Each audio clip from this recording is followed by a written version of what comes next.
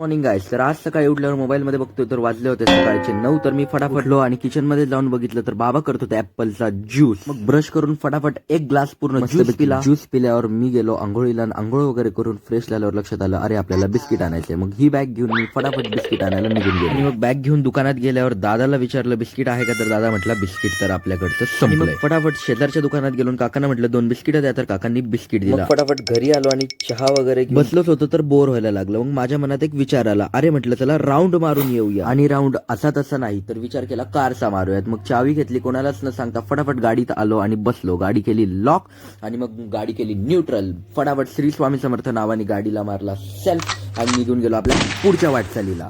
मग नंतर गाडीत बसल्यावर जायचं कुठे म्हणून असं म्हणून गाडी चालू करून मी चाललो गेलो डायरेक्ट ऑफ रोडिंग करण्यासाठी. ऑफ रोडिंग करायला मी एक रस्ता चूज केला जो पूर्ण खड्ड्यांनी भरलेला होता. ह्याच्यात मी कशी बशी गाडी चालवली घरी परत आलो. आणि घरी आलोच नव्हतं तर तेवढं सांगितलं की जा बाळा डिटर्जंट घेऊन ये. मग काय बाबा आणि मी फटाफट डिटर्जंट आणायला स्मार्ट पॉइंटला निघून गेलो. मग बाबांकडे गाडीची किल्ली दिली आणि बाबांनी गाडी काढली. तर मग आम्ही पोहोचलो स्मार्ट पॉइंटला. मग बाबा बोलले जाऊन तिकडचे एक बास्केट घेऊन ये. पण अंगात किडे मग मी ट्रॉली घेऊन निघालो. ट्रॉली काढल्यावर आतमध्ये गेलो तर बाबा घेत होते डिटर्जंट पावडर. मग बाबा एवढे डिटर्जंट घेत होते मला वाटलं लॉटरीच लागली. तर मग म्हटलं चला पण काहीतरी घेऊन टाकावं. मग असं म्हणत असताना रस्त्यात मला दिसले हे मॅगीचे पॅकेट.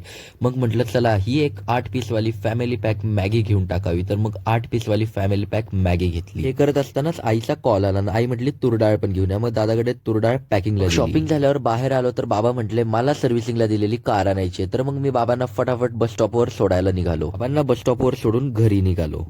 घरी आल्यावर मला माझे हे 3 मेकॅनिकल इंजिनियर मित्र दिसले आणि मग मी त्यांची मदत करायला निघून गेलो. त्यांना येत नसलेला आरसा फिट करून दिला. मग काय आता तुम्ही पार्ट 2 साठी कमेंट करा, लाईक करा, शेअर आणि सबस्क्राईब करा.